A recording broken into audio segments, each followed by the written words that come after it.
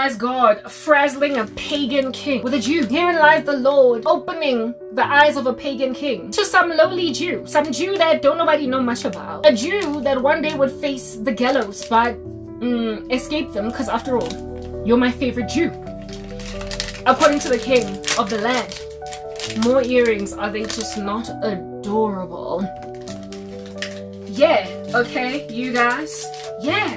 So yeah, and then one day, ultimately the Jews were rescued from genocide altogether because God frazzled the king in the night one time some time ago. One night some time ago, God frazzled. Okay, God has shown time and time again throughout the scriptures that even though people are working tooth and nail to make everybody forget someone, God is the one that can cause a king to jostle in his bed at night until he reads the Chronicles of the Kings. And that thing that he does becomes instrumental in rescuing an entire people later on. Yeah, so not only will the Lord give a righteous indignation inside the people of that person when their own person is being killed. So he puts a righteous indignation inside Jews pertaining the sorrow of fellow Jews, but then he also puts a favor in the hearts of pagan men and women, kings and queens and what have you, for that Jew, for those people, in a way that is unseemly. God does that. Intricately woven is the story, right, that is being written. So not only did the Lord create a great deal of indignation, because he was jostled in his heart pertaining the arrest of Diana by some pervert, he then put inside the sons of Judah, not Judah, but the sons of Jacob. He then put inside the sons of Jacob, essentially an indignation to utterly and comprehensively refuse. Is this a gift? I am certain I did not buy this. What is this? I mean, it's like an electronic. I didn't buy no electron. Oh no, maybe I did. I think it's headphones, because I thought mine were breaking. Yeah, Bluetooth headsets, more of them. Yeah, because I keep buying Bluetooth headsets. Except I thought these ones were broken. I thought these were breaking because one of them fell in the water and stopped working for the day. But then it came back again. It was resuscitated. It made like Lazarus and it came forth. So I've got 2 sets of Bluetooth headsets, but these are cuter. I like them. I want to show them to you. They're so adorable. I bought them because I thought I needed them, but it turns out that I can interchange. Plus, me having this jewelry in my ear sometimes hurts my ear when I put those in. So these ones, I think they hang on the ear like a homie. So they're just better. I want to show them to you. Hey guys, Temu, and these here they would have retailed for something like $400. I got them for free. You know how sometimes when you buy on Temu they say get 2 for free and then the rest you must buy up to this price. This was one of the things I got for free. So yeah, some pretty stunning Bluetooth headsets. For my stunning, look at that. And they like hang on the ear like a homie. Like I say, they're not gonna give me the kind of like the ones that go in here, because I've got these tragus piercings here, and so sometimes it's just really uncomfortable for me to put a headset like in my ear. Do you remember the time? Here are these Bluetooth headsets. I put them in like that, and sometimes it's just really uncomfortable. The one on this side in particular, because of my piercing.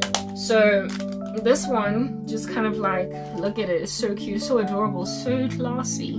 You can just kind of like hang it on the ear. It has an ergonomic design that also kind of spreads out like that, so it doesn't clip your ear, pinch it like a very angry grandmother after you've wet your bed. Yeah, because my grandmother used to pinch some children. Like, here, this belongs to this side.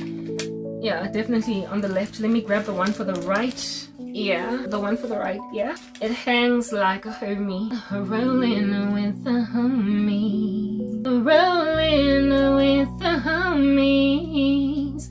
Oh, this is so excellent. My goodness, like it does not even touch my jewelry at all. So I've got like sound in my ear and it's just like hanging like a homie. It's just dangling. So it does not mess with anything. Oh, you gotta love ergonomics. What?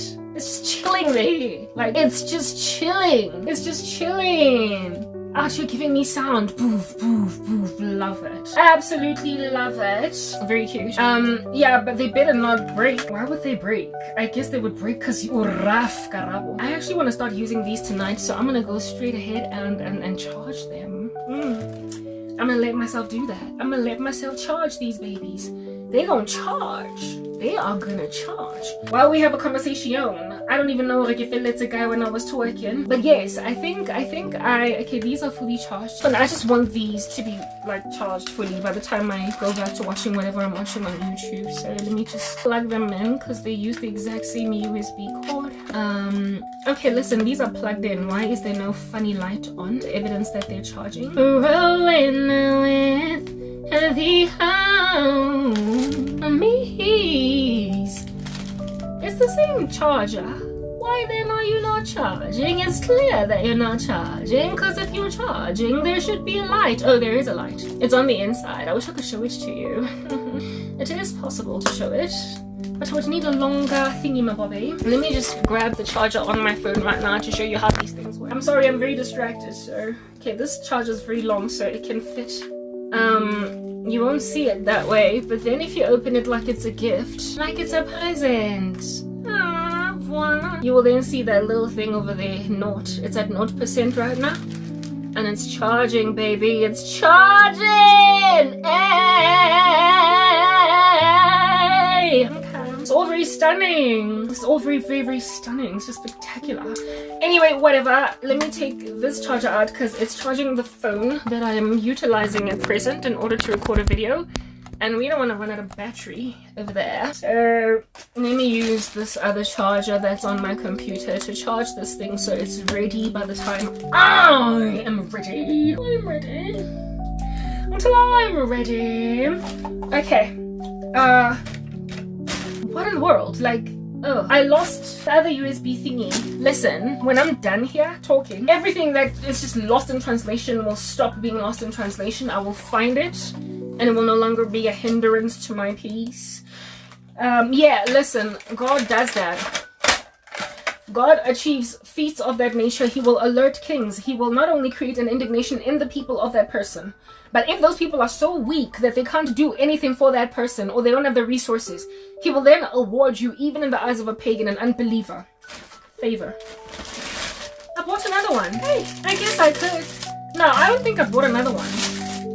I think it came as two of them. Like one was small and then the other one was big. Just like my God. My God is big. Yeah, remember this one? I think it came as like two of them in one special fantastic deal, like a detangler. But of course I have got to make sure that my hair has product in it. Really moist, damn. Otherwise running this through it is just gonna rip it like my heart right now. Anyway, whatever. God will not only put indignation inside the people of that person, because why do you take our sister for a prostitute? Okay. He will then, if at all you do something that perhaps Jacob is unhappy with, like how do you kill all the boys of that town, all the men of that town? Because now everybody's gonna come at us. God somehow miraculously then, as you go ahead, protects you from being come up against. So essentially you commit genocide in a town and there is no comeuppance against you. God knows how to rescue his people. He jostled Xerxes in his bed until he learned of Mordecai. Listen, you better give me scissors. I am so upset right now. Oh my goodness, I am so upset. I am literally out of my mind upset. I'm upset that this was supposed to be shearing, like the carry, you know, scissors for, what do you call this thing? To basically cut your hair, like to trim. I am so upset. What in the world is this? It's got a razor on it. It's got a razor on it, I can tell. But it's not a it's got a razor though. What in the world? Is this gonna do the job? How does this even work? I am so upset. I thought it was, okay, I want to experiment with something. You see my hair, goodness, this stuff like this, I wanted to get rid of it. Like I wanted to basically just kind of trim my hair until fully reasonable, but I cannot for the life of me be experimenting with something like this. Like this hair that's left at the bottom there, is this gonna bring it? No, but I'm not trying to do that though. Look, I'm not gonna risk it. You see, now I'm going to be using garden scissors to trim my hair. Because whatever under heaven this is not what I was trying to do. This is not what I was trying to... Ugh, it's fine. They're cheap. I'll get them again. Garden scissors. I wanted to trim my hair. I wanted to trim my hair, y'all. I can't use this. I can't. It's dangerous. Like, what in the world? What in the world? Like, what? Anyway, let me put this little hair there. I am so upset. Because I'm looking inside here and the rest of it is not in here. I thought I bought the whole set, Kante. I only bought this crazy little thing. I'm so mad. But not mad enough. Alright, we'll use garden scissors or we'll just purchase them again. We'll purchase the actual deal this time around. Yeah. We will purchase the actual deal and then trim our hair only then. Just leave it to grow nasty for now. until then, like, yeah, whatever. And then I bought this thing because I wanted it. I saw it on YouTube and I'm like, I'm getting it.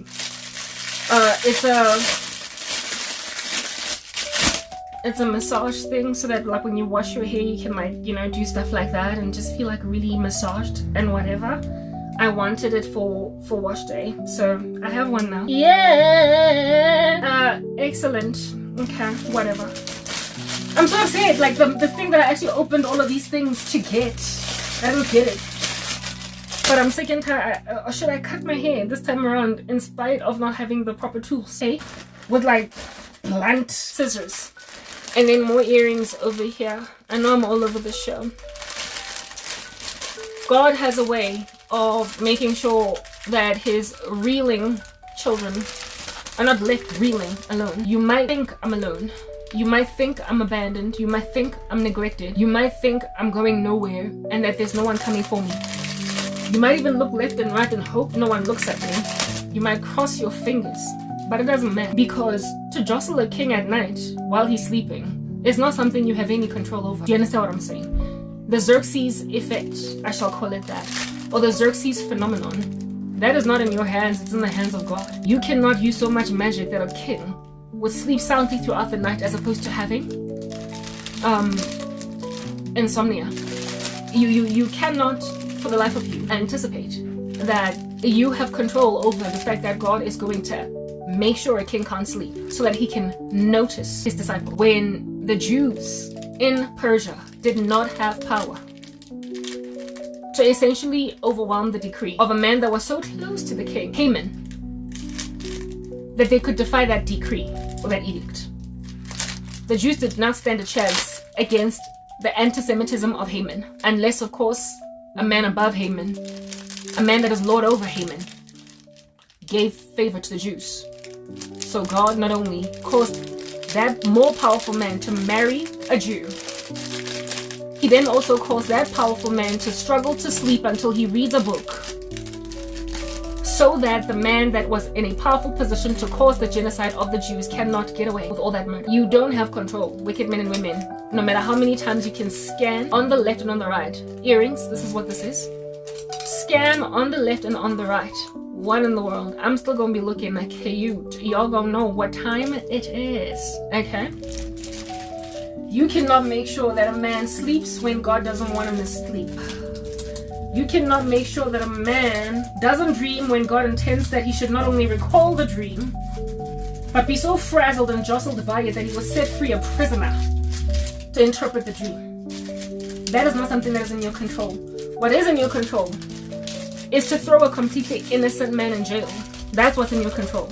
You know how that happened with Joseph. What is in your control is to make sure that that innocent man is entirely ignored by everybody else that is of little significance in the grander scheme of things. What you can control is the reviling of the name of this man, or you can cause fear in the eyes of everybody in that particular ecosystem to not help this man, or else you're going to be dealt consequences for having the back of someone that I am rather interested should be finished off.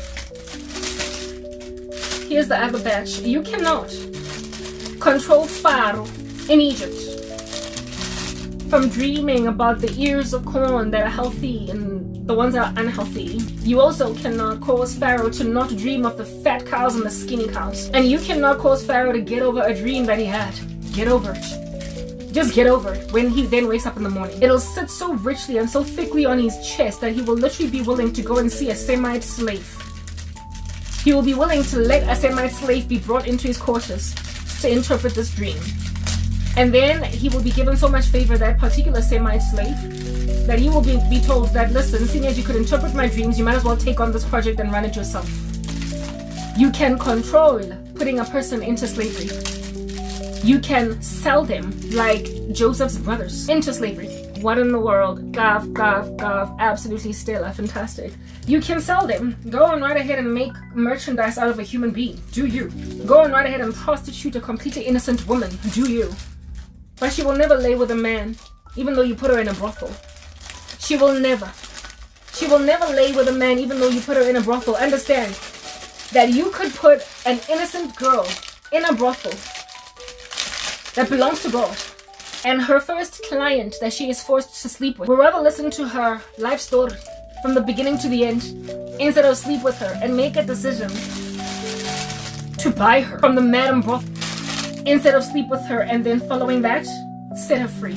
You can set Christians up for failure everywhere, but you cannot control who God puts in the pathway of all that failure. You can't control what governor, what king, what president, what strong man able to make big decisions is going to be made to sit in front of her. A person that he then will realize this is not supposed to be a prostitute. I'll give you a story that is actually personal to me. Okay, those were all my purchases, right? I am disappointed that the thing that I was actually looking for in my little skodwenki, in my little plastic bag over there, is not there. I was looking for things that cut. I wanted to trim my hair, but I guess we're gonna do my hair. We're gonna do without the trimming, or we're gonna go on right ahead and try and trim this with scissors, like regular scissors, again, just like what I did before. But I'm not comfortable doing that. But I don't know how my hair is gonna keep growing if I don't do some kind of trimming. Like, but I can't. No, why not? Like, I've trimmed my hair before with scissors, y'all. Regular paper scissors. But I don't know if it's just a wise idea to do that. And my hair has ever since gone dry. Like, yeah, listen, I'm trying to make sure that my hair grows well. But when am I gonna get opportunity again to purchase something from Temu with all these duties? I won't have. What do you call this thing? I will not. It might be like 2 or 3 months before I'm able to buy again from Temu. Like, my life sucks. I don't know. So since I probably highly unlikely will never get the right kinds of scissors, shears, hair scissors to like trim my hair, I might as well just do what I did before. It worked. The only reason why my hair has broken like this is because I combed it horribly, but I once did trim my hair with regular scissors and it worked. Listen, I feel like I'm gonna do just that. I'm gonna use regular scissors. Like, how can I? I'm just like, Papa, I'm gonna do that. Like, I need to trim my hair. I can't just let it hang in the state. Like, I can't. Anyway, let's put all jewelry and everything back where it needs to go. I actually need to pee right now. Did I show you these? Yeah, I did. Listen, you saw my purchases, and this is only the beginning. When it comes to earrings, I bought more. I bought more. I did. Like Oliver. Never before has a boy bought more, but I did. And they're coming, and I've already paid duties for that. And my duties for that were, the whole purchase in total was like 800 bucks. And my duties were 180 rands, so not bad. And they're coming, baby, they're coming, and they're stunning. And with them, you could totally start a shop for earrings, but that's not what I'm trying to do. Anyway, whatever. I need to throw this away, but I will eventually throw it away. I actually need to pee. I'm gonna use these. You're gonna watch me trim my hair with these blunt, okay, they're not blunt, but still, with these scissors that are for paper. Because, like, what else am I gonna use them for? You see, they can cut through cardboard. They can cut my hair. Like, no, I'm using. Nobody's gonna tell me anything. No one. No one. Anyway, I opened that package. But no, my guys, like, honestly though, hey, let's just put this hair. I'm pressed to pee now. I'm wiggling about in the bed. I need to go and use the bathroom. My hair is so soft. Remember how my hair was last time? Remember how my hair was last time? Actually, let's just carry on with that conversation later because I'm probably pressed. I'm pressed to pee and it's unnecessary for me to be sitting here. Later, Gator. Okay, I'm back. Yes, what was I saying before I left? Let me put this here because it's just more comfortable that way. You will remember my hair, how in the world it was looking after I ripped through it with a comb because I wasn't taking care of it. And so because I wasn't taking care of it, I broke it when I was combing it. And I spoke about how it is that ultimately I'm gonna catch up. Well, look at how unhealthy my ends are because of all that ripping. But the base is catching up, y'all. The base of my hair is catching up, and it's so much thicker now, right, than the last time when I was doing my hair on camera. You will remember it was a lot thinner, but even in it being behind closed doors, like, it's already starting to recover. Like, y'all can see that. So very soon the ends are going to be dealt a bad blow. The bottom here is so rich and thick, and I'm going to work really hard to recover it. So I don't know what to do. I get saying this has already been detangled, but the intention was to trim. And I'm gonna do just that, y'all. Like, I'm gonna trim, but with scissors while we talk. Don't wince. That's my life. It's just the way that my life is. So if at all you are wincing because I'm busy trimming my hair with scissors, with paper scissors, it works. Okay, it's worked for me before, even though some people really like kind of swear by not doing stuff like that. I'm gonna do it. I tried to buy proper shearing scissors, so don't come at me for being just gnarly and ridiculous. And people also say don't trim your hair when it's kind of damp or moist or whatever, but I do stuff like that. Like, guys, I don't know, but I'm not gonna get rid of too much, just pretty much whatever's going on over there. Like, that's what I'm getting rid of. Yeah, I'm gonna get rid of it. I brought a towel to put on me pillow so that I can achieve that success. So let's continue to talk. This is not a hair tut. This is a discussion about the things of God, where I just so happen to also be doing hair. So let's talk. Yeah, y'all. Joseph's brothers betrayed their brother, but earlier hypocrites, because that's just the nature of human beings, right? And Joseph's brothers betrayed their brother. Human nature, however, is hypocritical, because years prior, one of their own that was just taken, like she ain't Jack, Diana, just raped. And then after that, the guy who raped her insisted that I'm gonna marry her. Joseph's brothers were like, no. Like, even if our dad would just so happen, like, is willing to concede to this thing, like, the Lord knows the pain and the sorrow inside the heart of Diana. God knows how Diana feels. Do you understand what I'm saying? So Diana is like, listen, I don't want to marry my rapist. But back then, women's rights were not a whole thing. And so fathers could argue negotiate to marry daughters off to men that they didn't love. Worse in the case of Diana, even one that raped her. However, God knows the heart of Diana. God knows how Diana feels. And therefore, God put indignation, irritation, a feeling of disrespect. Like, who do you think you are? Right? Inside Joseph's brother. Not Joseph's brother, Diana. Well, Joseph's brothers too, but in this instance, the one to whom they belong is Diana. More so even than Joseph. And Joseph's brothers made a decision that, this idiot, he goes and takes our sister as a prostitute. Our dad is not gonna get what under heaven it is that needs to be done here. The indignation of the Lord and the sorrow of Diana as she's sitting with a man that she does not want for a husband is understood by God. The Lord knows how Diana feels, and Diana in that space feels forsaken. She feels left out on a limb. Diana in that instance feels like, listen, the Lord has forsaken me to my abuser. That is how Diana feels in that very moment. Do you understand what I'm saying? Yet, however, the Lord knows that that's how she feels. The Lord knows that Diana feels forsaken in that moment. The Lord knows that Diana feels like, was this my life really? Like, is this what you planned for my future? Like, I belong to you, I love you, I sacrifice to you, you are my God, and yet you don't regard me spending the rest of my life with my rapist an issue? God, far be it from you to leave me in this state. And while Diana felt like, she was there when the negotiations were being done between her rapist and the camp of Jacob. She heard all that, stood there, while the man that took her body by force the night before or the day before or whatever is literally standing there on some, listen, I will honor her after the act, post-mortem, after the cadaver has frozen in the refrigerator, I will marry her. I have killed her virtue, I have decimated her honor, but I'll take her. I'll marry her. Like, she wants you? You think that just because you went and stole a virgin's virginity, that she will be okay to marry you? What in the world? You are her violator, you will always be her violator. You will be no other thing but her violator all the way up until she goes to the grave. She will only ever remember you as the guy that took her by force, with no intimacy at all. And in the future, if she were to develop feelings for another guy, she will be even more embittered by the fact that I married my molester. But given that, women's rights, like I said, at that time were not a thing, the Lord then had to be the one to stand in the gap for Diana, right? The Lord had to be the one to intervene. So where it is that Jacob was prepared to give his daughter in a gentleman's agreement, just in the same way that Lot was prepared to give the daughters of Lot to the men of Sodom in order to save the angels of God from essentially molestation and sodomy. Yeah, the Lord was like, no, the angels of God are going to blind the men of Sodom rather than them take the daughters of Lot or anyone for that matter. I will deal with them the way that I in my indignation feel is fit, because we're yet to arrive at a place where men respect women's liberties. We're yet to arrive at a place where men honor women's rights. And so because we are yet to arrive at that place, yeah, okay, I'll take on the cause of Diana. I will be the father to the fatherless. I will take care of the widow and of the orphan. These who are on the fringes of society and disregarded by everybody else, I will take on their cause. I will have their back. And I will have their back through other people that will argue with each other, that will fight with each other because they were in disagreement as to how to deal with this matter.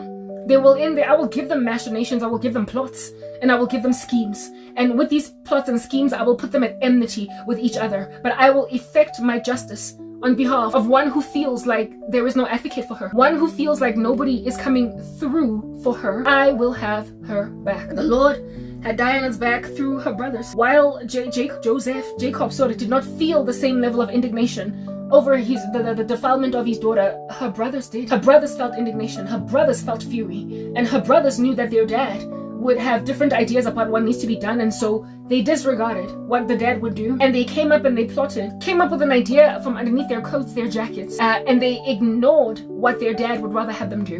And of course it would be this ignoring of what their dad would rather have them do that then caused their dad to lack confidence in them, and favor Joseph above the brothers. All these things that are disagreements between human beings, ultimately within one big fat chunky God vacuum, worked out for the good of literally everybody. That entire tribe of Israel was rescued by all the individual unique indiscretions on the ground by mere mortals. However, the perfect plan of God was being outworked through differences of men, differences of human beings.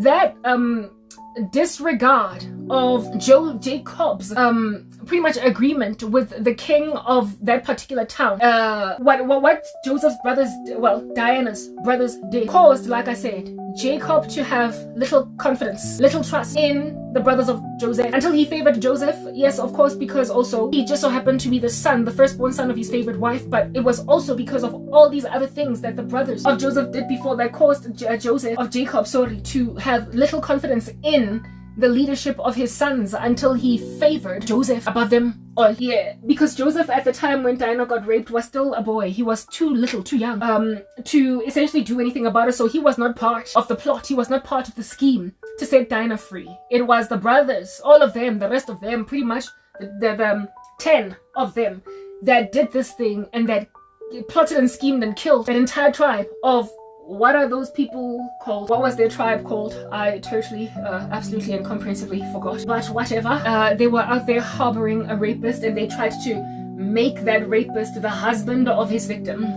And God saw that as an error, as a folly. But God also saw that for the sake of peace and for the sake of a gentleman's agreement and for the sake of settling in a land, the dad would not do what is right, so the brothers did what is right, pertaining an afflicted daughter. So I mean, already that's what my trimmed hair looks like, and let us hope me using paper scissors is not going to afflict me too horrifically, but it is what it is. Now what are we gonna do?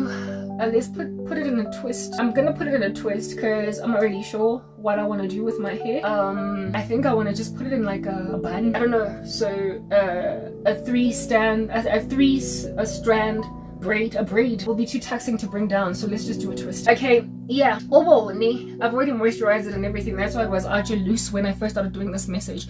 The Lord saw that Diana would not get the right judgment, not judgment, but the right justice, and also that Diana was facing a future of essentially being trapped with a man that she finds disgusting, under whom she has got a severity of PTSD. God saw that and gave Diana freedom. However, that freedom that Diana was given came at caused division in the camp, and it caused the sorrow that would befall Joseph later on. It caused the follow that would befall Joseph later on as he got older and he was a teenage guy, a teenage boy that was his daddy's favorite, teacher's pet, and the annoyance of his brothers.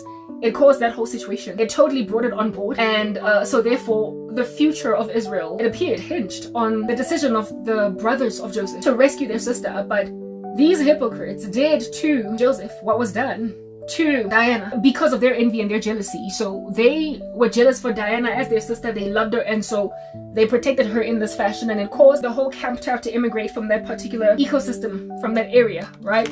But in the future, it would be the exact same thing that then got done to their brother by them, where they would betray the living daylights out of him and make him live in a town and a city that he does not respect neither appreciate, amidst pagans, and not want to be there. Not want to be there, and yet he is there, and because he's there, he's gonna have to honor that circumstance.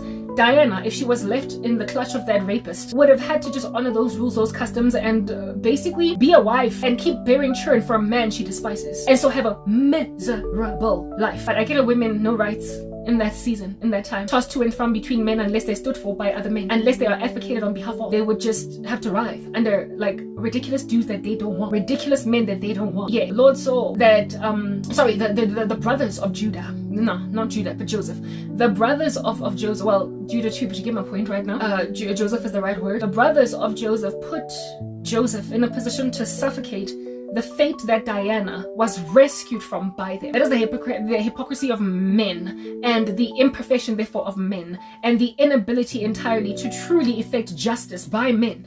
Men cannot effect justice impartially and consistently over time because their biases will always make it impossible for them to effect proper justice. So therefore, the same men that founded a heinous act to leave a woman in the clutch of her rapist put their brother in the clutch of his enslavers, jailers, captors. They put Joseph in a position to live a lifetime of sorrow, not being amidst his people, and forgetting the joy that he once had in his father's house. Diana would have been made to forget about the joy of her father's house upon being the wife of that worthless pervert, because the better days were all the best days would have been behind her, because she will have been wed off to a man that she despised. They put Joseph in a position to endure sorrow where the best of his days are all behind him. The same thing that Diana would have endured if they had not intervened. And yet they were able to somehow not see the similarities between Joseph's capture or Joseph's enslavement.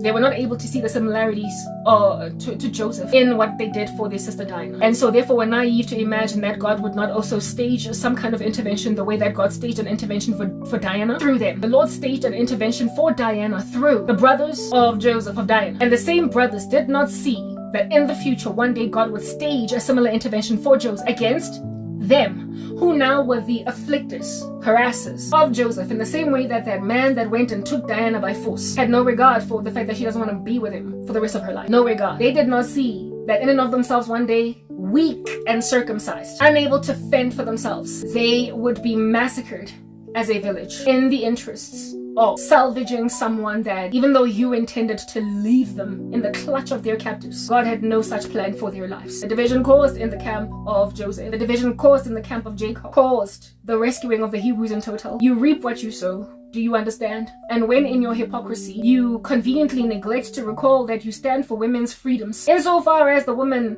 that is being dealt with presently, you are at odds with, you are full of spite concerning, the Lord will somehow bring the tables around, turned, but this time around, the tables will turn against you. This time around, the tables will turn against you. You will remember how the United Nations women, UN women after Hamas went into the kibbutz and the music festival and then decimated, ravaged Israeli women. You will remember how UN Women was strangely mum. They were strangely quiet, and they were unprepared to call a spade because now we are dealing with Israel. And other women rocked up and they were like, you hypocrites. As women, you are standing for the rights of women and you don't want women to be subjugated to the tyranny of male violence. And yet, when it comes to Jewish girls and women, you are content that they should be ravaged because they're Jew? Who do you think you are? Who in the world and the heaven do you think you are? Do you think you can effect human rights in one part and yet ignore them in another? Human beings do stuff like that. You are hypocrite. You stand for women's rights. Hashtag am I next? Hashtag GBV. Hashtag blah blah what a fish paste. Hashtag men are trash.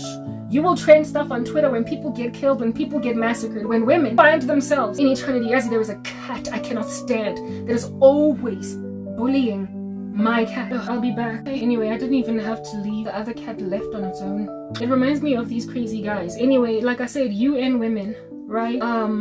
They conveniently neglected to recall how they feel about women's rights. And I keep saying, women, all of y'all that claim to be pro-human rights and women's rights in particular, and then you can watch however the rape of a woman that you have made your enemy for whatever reasons. On that day, the Lord will deal you the bad blow that he dealt the brothers of Joseph, who were endured through the humiliation of God having the back and rescuing, therefore, the person that they set up for failure. Okay, you don't get to be partial pertaining your application.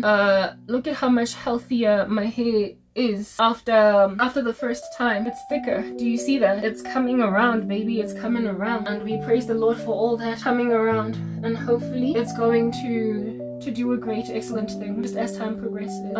It's detangled, so detangling is just working on spectacularly for me, but we've got to get rid of just the worthless hair at the end. Anyway, whatever. Yeah, that UN women thing. Right now, so far, there is no justice, it appears, against UN women, but it tends to take time for the tables to turn. Do you understand? Just as it took a whole chunk of time for Joseph's tables to turn. The same people that established a section of the United Nations that would out here be having the backs of women. One day I'll go in and wish they had stood with Israeli victims of rape because of just how tumultuous, turbulent, and horrific gender-based violence has become against women in the world in totality. Because when you allow injustice to linger in any given ecosystem, those who are unjust, who committed those injustices, those atrocities, will be emboldened. And when then the unjust are emboldened, everybody else starts to become victim to them. And in my nation, that is South Africa, we already are suffocating from gender-based violence.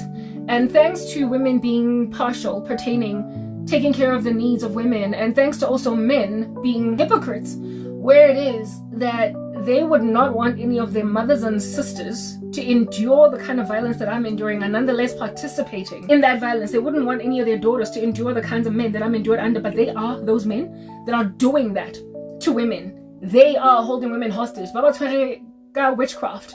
And they are saying, you're going to be my wife or else. They are raping women. They are roofing the living daylights out of them. And then after having their bodies and burping, they're saying, but I want you as a wife, I like you. They feel possessive of women in a way that basically awards these women no freedoms, right? And these women are not allowed to go and marry their own husbands that they have chosen so they can be happy. They want to trap women in unloving marriages that are cold and hostile. And these men would not want the same thing for their daughters. They essentially would not want the same kind of measly food in the lives of their girl children. But they are that measly food to their baby mamas, the baby mamas of which understand after they've had their bodies, they despise them. They don't love them truly. They don't hold fast to loving them. They can't even, after demanding a woman be in their lives because they feel possessive over her, they can't even love her. They can't even maintain love for that woman. They frustrate her, they frazzle her, they unravel her, and they unhinge her. And then because she's always throwing her toys out the cot, they then say, she's always nagging on top of that. And then they make a decision to essentially just go and find some other woman that's not going to be nagging so much. The other woman of which is also going to be a victim of Karabo. And it's just like a whole cycle. And when then these men are left to thrive like this with women, feeling like, hey, if at all I was endured through this, I don't care to stand up for another woman that could endure this too. Because really, misery loves company. Women then embolden these guys and make them feel like I can keep getting away with this murder until one day when these men meet a woman that doesn't capitulate to Karabo, does not want to be with them, does not want to sit in a situation where she is with a hostage taker, sees in dreams and visions that this guy is busy with me, if the Lord gives her a spiritual gift to see these things and so therefore be able to see like Diana that this is rape, women are like, we're gonna leave you at his mercy. Men are like, we're gonna leave you at his mercy because frankly, even though I don't use Karabo, I also want to be with you. And if you don't want to take me, I'm gonna do nothing for you. Just like UN Women, you have a women's rights organization, and yet certain kinds of women, because of your biases, whatever's going on inside your hearts, you abandon to the sword of male violence, male indiscretion, and you let them get raped, or you comment not pertaining their rape, because a rape is not a rape if it's a rape against a Jew, right? Well, in my life, a rape is not a rape if it's a rape against a Christian, and if it's a rape against a woman with whom I am in competition, or if it's a rape against a woman that is picking a bone with my deeds and my works, what I'm saying and what I'm doing, she doesn't agree with them, so she deserves to be raped. Rape then on that day being a crime, a war strategy. Rape being a weapon of war, which of course we know, according to Amnesty International, ought not be, because rape is a crime against humanity. You don't get to use rape as a war crime, not a war crime, but as a weapon of war. It's not a legitimate weapon of war. Rape, it's not like an ICBM. It is not like a gun shelling. It's not like a tank. It's not something you can use in combat and not be regarded as a war criminal. But for certain women, we're just gonna, glide right over all that understanding. For certain women, we're just going to comprehensively ignore all that which we have come to believe, that which we have come comprehensively to agree, that which as a concert we have all come into concert pertaining the veracity of it. Yeah, we're gonna completely ignore it because after all, we're now dealing with Jewish girls. So a Jewish girl is not a girl, just a monster that can be devoured. A Christian girl is not a girl, just a monster that can be devoured because her ideology or her rhetoric, frankly, I can't know, right? Who she is, what she represents, who her people are, I don't like them. Well, even though you might be sitting where you're sitting, with the belief or the ideal that your lack of regard for me as a Christian woman, or your lack of regard for a Jewish girl or whatever is also God's lack of regard, is to be nonsensical in your thought, and God will raise up those who see that this is a travesty. God will always raise up somebody who's going to go against the decree, who's going to go against the the gentleman's agreement, the person that is going to, the people who will enter into contract at the expense of victims. The Lord will always raise up a fringe sect of people that are going to do their own thing anyway because they think they're Frank Sinatra. They're going to do their own thing anyway, and that's going to cause a division that ultimately is going to rescue an entire people group, because God works by providence. The Lord works by providence. All things work together for the good of them who love the Lord and are called according to his purposes. Look at that. No breakage. Okay, all things work together for the good of them who love the Lord and are called according to his purposes. The Lord knows how to rescue Dinah from rape, even though it's going to cost the brothers of Judah trust in the eyes of Jacob, until he does not regard them at all in terms of a future promise in favor of his other son Joseph. And that favoring of Joseph will then also cost Joseph his freedom one day, at the hands of the very brothers who at some point saw the folly of Diana spending the rest of her life with her hostage taker. God will find someone else, is what I'm getting at. Just like what Mordecai said to Esther, help for the Jews will come from some other place if not from you. But when we get help and basically calamity comes against your where you're seated, you will not struggle to basically, you will receive judgment in and of yourself. The sword will come to you. But who knows if you've not been put in this position for such a time as this. Essentially, what Mordecai was saying there to Esther is that you don't get to make like UN women and disregard rape insofar as it is rape against Jewish women. Because when help for UN, for Jews, when help for Jewish girls comes who have been held hostage by crazy Hamas militants, you are not going to struggle to receive your judgment. You in and of yourself are going to find yourself in a nasty position, but who knows if you've not been put in a powerful position to be one of the people who belongs to UN women for such a time as this. The Lord will always send some kind of a warning to people who think that they can be hypocrites in their capacities, that they can be women and ignore rape of women, that they can be mothers and ignore the sorrow of children, other people's children, that you can be one day the calamity that befell some other woman's kids will befall not only you but your children. But like I said, the calamity that befalls, sometimes there is such a long waiting season. It tarries so long. There are so many years that progress, that come and go and come and go and come and go, that it appears as if though UN women got away with ignoring the sorrow of Jewish girls raped by Hamas. Well, I am enduring as a Christian woman just an incendiary, harlotrous, abusive insistence upon my person by men in my country who already are suffocated by gender-based violence. My nation is the worst country to live in as a woman. South Africa. Statistically, we keep getting killed.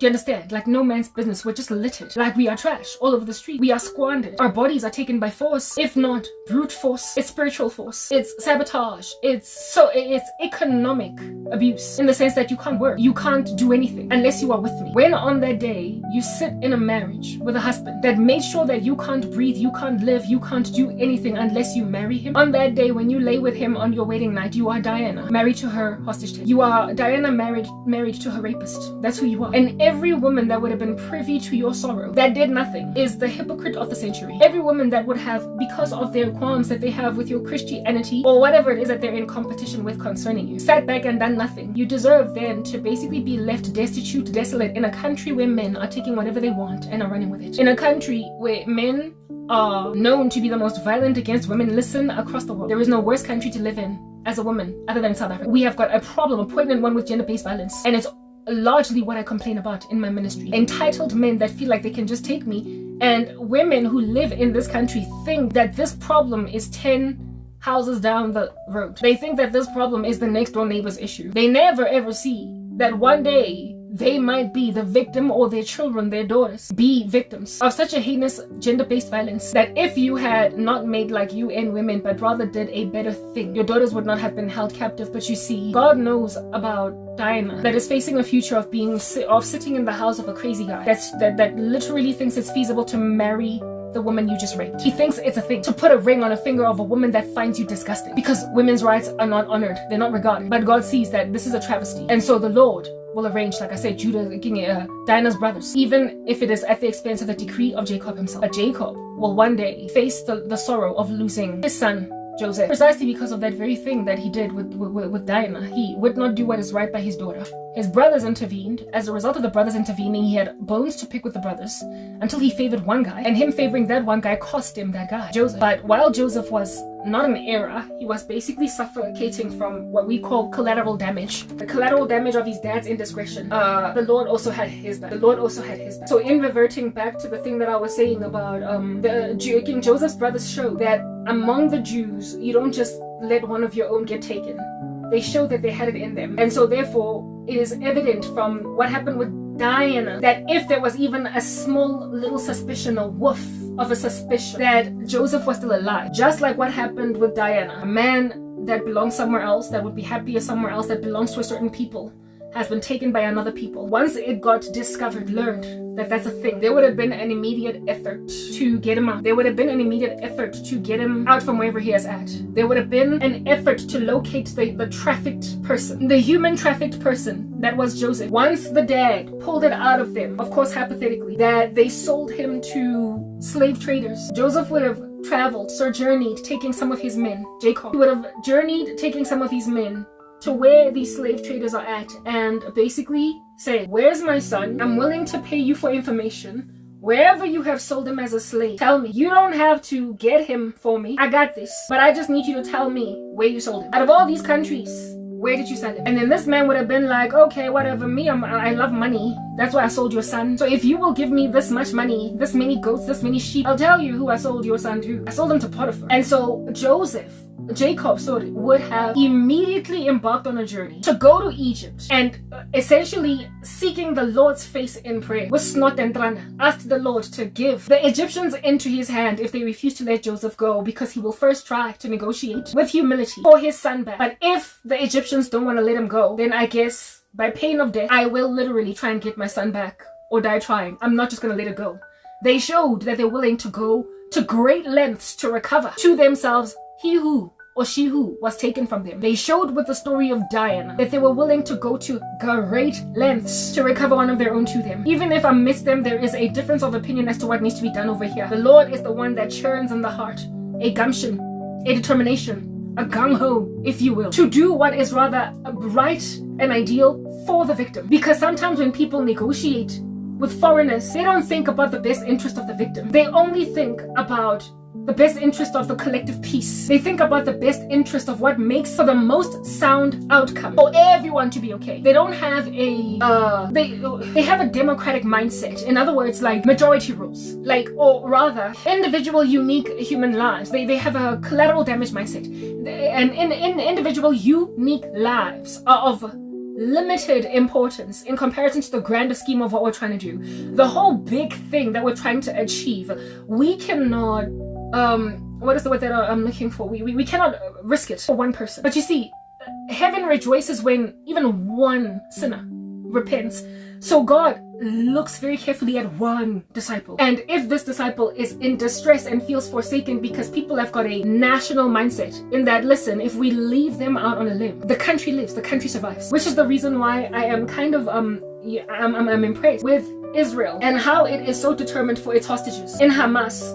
Not in Hamas, but in Gaza, having been taken by Hamas on that fateful day. And while the rest of the world is like, listen, we imagine that some of these hostages are not going to make it, just do what it takes to finish the war. Do what it takes to finish the war so we can get, so we can finish, but that might mean collateral damage. That might mean some hostages die.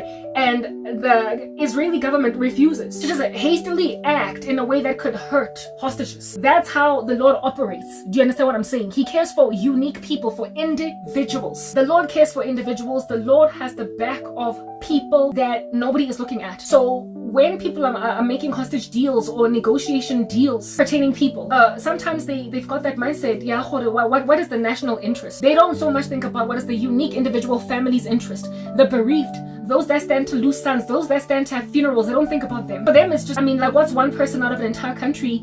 Yeah, well, every last one of us are so unique and so particular to God that He will send for us, really one. He will send for us with us being just the only people in the room. Only people in the room that are in danger while everybody else appears safe. He leaves no men behind. God leaves no one behind. And you as a person that has been held hostage, that has been made a captive. Do you understand what I'm saying? You feel forsaken and abandoned when your country decides to just leave you, because at least we've gotten 97% of the hostages. You look at God and are like, Eloi, Eloi, lama sabachthani. Look at the barely any breakage over there. You look at God and say, Eloi, Eloi, lama sabachthani.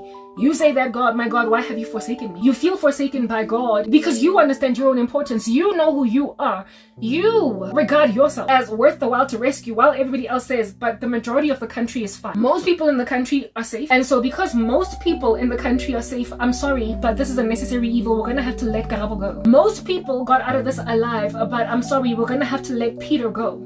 Yeah, well, Peter feels like his life is important, and guess what? God also gets that. God regards Peter, and you also have no idea what God is planning for Peter's future. So you don't get to decide that Peter is a necessary evil to leave behind. You don't get to say Peter is a necessary evil to lock outside. You don't get to basically accept and let sleeping dogs lie that Peter's gonna die. You don't get to do that and be any kind of believable Christian. Do you understand what I'm saying? God leaves no one behind. And those of you that are in the treacherous business of leaving people behind, the Lord is going to deal you a handsome blow. Do you understand? A big, fat, chunky, bad blow. You're going to learn that he never intended to leave Joseph arriving as a slave in a foreign country. It was his providential work to get him in that country, to rescue literally everybody that put Joseph in a position to suffocate all that enslavement in Egypt. To make a man humble towards his hostage takers, towards his enslavers, to make a man essentially have to bow down in honor and respect over people that have no idea who he is, people that don't know how important he is to his dad, people that don't know that he was his dad's favorite child, people who don't know that he came very so highly favored, that he was given a coat of many colors. They have no idea that this is the kid of a household, because when you're a slave in Potiphar's house, it doesn't matter that you're the kid of a household. At the end of the day, you're my slave. You will know that God leaves no one behind, and that in your hostage negotiations, you don't get to say, I'm ending the war because at least I've got 97% of my hostages, of the hostages that were taken from my country. You don't get to leave people behind. And I am suffocating the fate of being left behind. I've been abandoned by my entire country, my own family members, immediate, my former friends, and they have all regarded my disappearance altogether from society as a freaking necessary evil. They have betrayed the living daylights out of me, and have forgotten that as women, they despise the gender-based violence at the hands of our merciless men. They have forgotten that they don't want their daughters to have to keep on living in a country that is the least safe for women. They have forgotten that in and of themselves they would loathe to be held hostage in a basement by a man that keeps on having your baby, making you have his children while you can't even go out to get the sun because he doesn't want you to be seen by anybody. A man that thoroughly wants to be the only person in your life because he knows that he's not in your league, and so therefore he's got to hide you. He's got to make out of you a hostage. He's got to make out of you a woman that is a captive, suffocating violently, and the Stockholm Syndrome, thinking that your hostage taker is sweet potatoes. They neglect to recall all such things, but God respects and regards the sorrow of Joseph in never ever being amidst his own family members. All throughout the time that Joseph was in Egypt, he hoped and prayed that he would get out. He worked heartily as unto the Lord and showed his best and put his best foot forward, precisely because he hoped that one day his life would not be this bad, and that maybe perhaps one day he might be restored to his father. He never lost that hope, because when you're in Christ, you get to have an impossible hope. You get to have a dream that is an impossible dream, a dream that don't make no sense to have, given that you're a slave. People expect that when you get thrown in obscurity, you will just suddenly see your place. Listen, they expect that you will regard your sorrow as this is life, like this. And so imagine yourself as one who has been put in their place. They imagine that you ought embrace being put in your place. Imagine that. People trying to put you in your place. My place is being the favorite of my father's sons, to a point of being awarded a coat of many colors. That's my place. But they say, no, not that one. That's history. How in the world do you expect me to be emotionally vibrant and be okay and get from day to day without mourning when you expect me to accept the status of a slave when I was once awarded a coat of many colors by my dad? That angst will always dwell in someone that had a better life before. They never forget about it. A slave that was once, what is the word that I'm looking for? Like nobility. A slave that was once a queen will never ever forget the day when they were a queen, all the way up until they die. You cannot make people accept lowliness because life sucks now. They will always strive to recover to where they come from. They will always think about better days.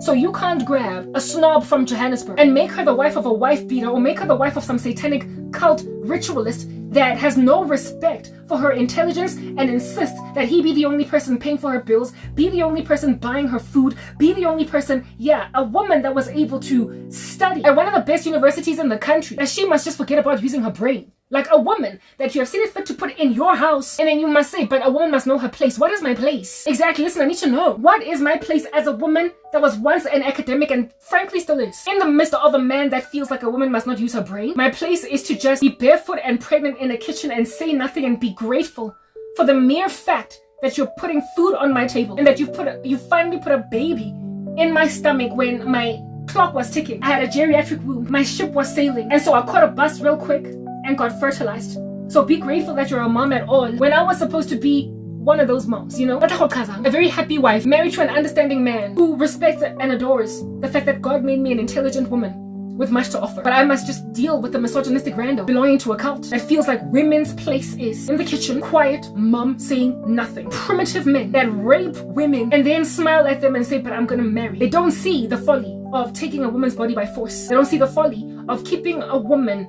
hostage in a relationship with witchcraft, just perpetually feeding her meds. A woman always just high on some supply of satanic drugs, married to a most diabolical man that she cannot stand, but he's paying my bills. You want me to be the bride, adorned with everything I want, from makeup to hair, but married to a man that makes me vomit in my mouth. A man that when I hear his car pulling into the driveway, I hop, I jump, and I look around wondering, is everything in place? Because he's that abusive. On that day when I marry him, at least I've been put in my place. For real.